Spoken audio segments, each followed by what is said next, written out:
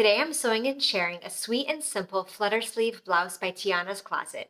This is a free pattern that you can find on her website. I've left a link for you below so that you can check out all the details, grab a copy, and sew it along with me. Cut out your fabric, mark your notches, and let's get started. Grab your two back yoke pieces and serge both of the center back seams. Now that these center edges are finished, I'm going to place these pieces right sides together. I'm going to pin from the bottom of my yoke up about 1.5 inches. And then I'm going to sew from the bottom of my yoke up to my pin with a 3/4 inch seam allowance, making sure to backstitch at my top pin to secure. The rest of our center back yoke area will become our slit. Now that the lower section of my center back yoke is stitched in place, and I have the beginning of my back slit, I've also taken it to my ironing board and pressed the seam allowances open from the bottom to top of my yoke. And now I'm going to top stitch this area to keep the seam allowances held in place. I'm going to start sewing from the top of my yoke close to my serge seams, all the way from the top to about 1/4 inch past where my slit begins at the bottom. And then I'm going to pivot straight across and continue top stitching close to the serge seam on the other side all the way back to the top. Now grab your back main bodice piece and we're going to gather the top edge. Starting from one edge, use the longest stitch on your machine with about 1/4 inch seam allowance and sew from the edge all the way to the other edge.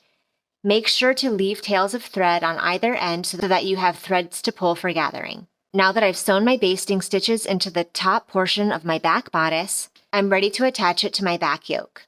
I've marked the center of this lower back bodice piece with a pin, and I'm going to match that center point right sides together with my yoke at the center of the yoke and pin in place. And now I can start pulling my gathering stitches from one end so that the gathers fit the yoke portion from one end to the center pin. Once it's the same length and your gathers are distributed evenly, go ahead and pin in place. And do the same thing to gather for the other side.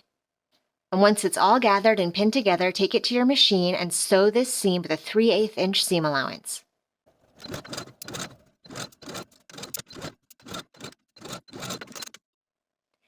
And then serge that seam to finish. Now grab your front main bodice piece and sew gathering stitches into the top edge just as we did for the back piece. Place that gathered edge right sides together with your front bodice piece, matching your centers and pin in place. Gather the top, sew with the 3/8 inch seam allowance, and then serge to finish just as we did for the back piece. Now place your front and back pieces right sides together and pin your shoulder seams and both of your side seams.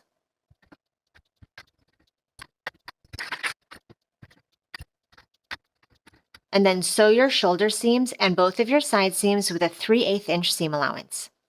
And serge all of your seams to finish. At the top of your sleeve pattern piece, you have 3 notches. Mark the center notch on your fabric to indicate where to match the top of your sleeve to your shoulder seam.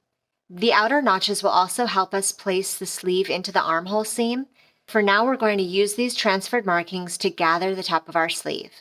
I've transferred those notches onto my fabric, and now I'm going to take both of my sleeves to my sewing machine and sew gathering stitches from notch to notch using the longest stitch on my machine, also making sure to leave thread tails on both ends so that I have threads to pull for gathering.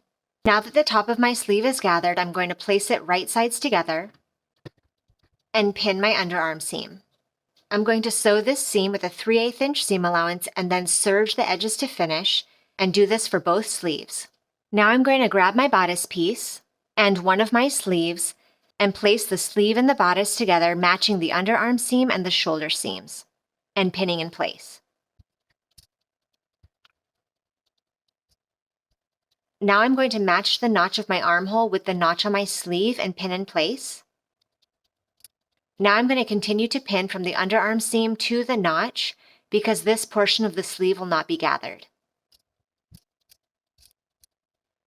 And do that on both sides of the sleeve. Now you can start pulling your gathering stitches so the rest of your sleeve between the notch and your shoulder seam fits the rest of the armhole.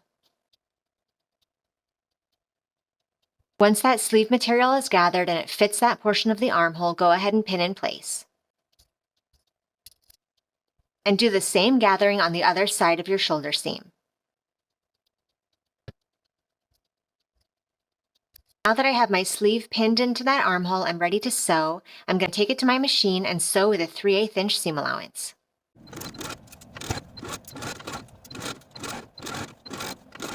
And then serge your seam to finish and repeat all of these steps to attach your other sleeve to your other armhole.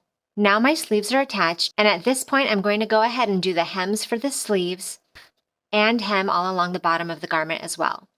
For all of these hems for the bottom of the blouse and the bottom of the sleeves, I'm just going to do a rolled hem.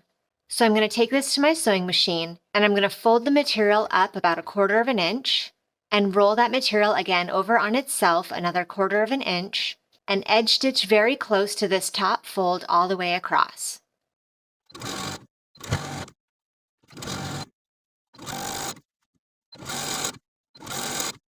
For my neckline binding, I've cut a piece of bias tape from my main fabric, just cutting it at a 45-degree angle, and I've cut it to be about 1.5 inches wide.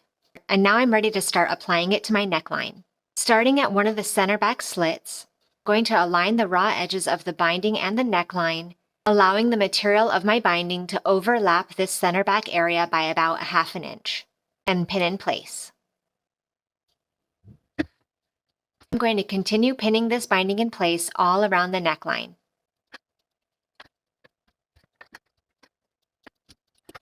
And now that I'm done pinning all the way around and I'm back at the other center back slit, I'm going to allow the binding to extend beyond this side by about 1/2 inch as well and cut off the remainder of the binding that I don't need. Now I'm going to take this to my sewing machine and sew my binding in place all around the neckline with a 3/8 inch seam allowance.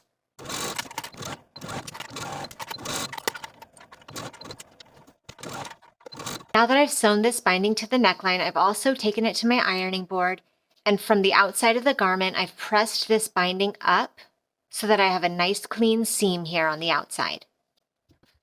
And now to finish the binding, I'm going to take the raw edge of my binding and fold it to my stitching line, then fold all of that material again along the stitching line and pin in place. Continue folding that material to the stitching line and on the stitching line all the way around.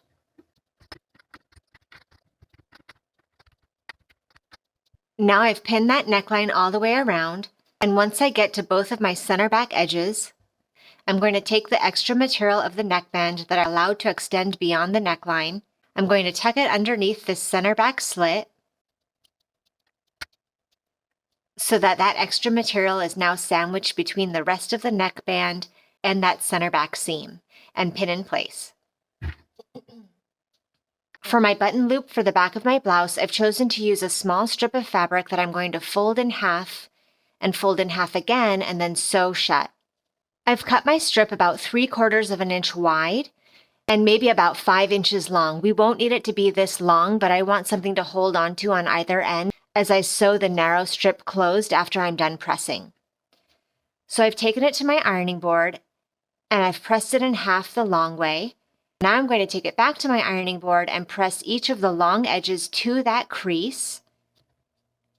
Once I've pressed those outer edges to the inside to meet in the center, I'm going to press it one more time in half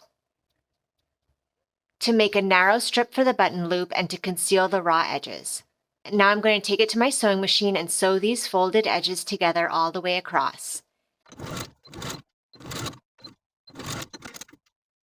And now I'm going to grab my button loop, fold it in half, and slip the raw edges of that button loop in between the center back seam and my neck binding. I'm going to sandwich that material in between by about 1/2 inch. And for the other side of the center back, I'm simply going to tuck that excess material and sandwich it between this outer material and the neck binding, and just pin that in place. I'm going to take my blouse to my sewing machine and edge stitch all along this bottom fold all the way around the neckline. Once I get to these center back areas, I'm also going to top stitch this corner at the center back seam just as far as the neck binding. This will secure my button loop and also secure that neck binding edge in place.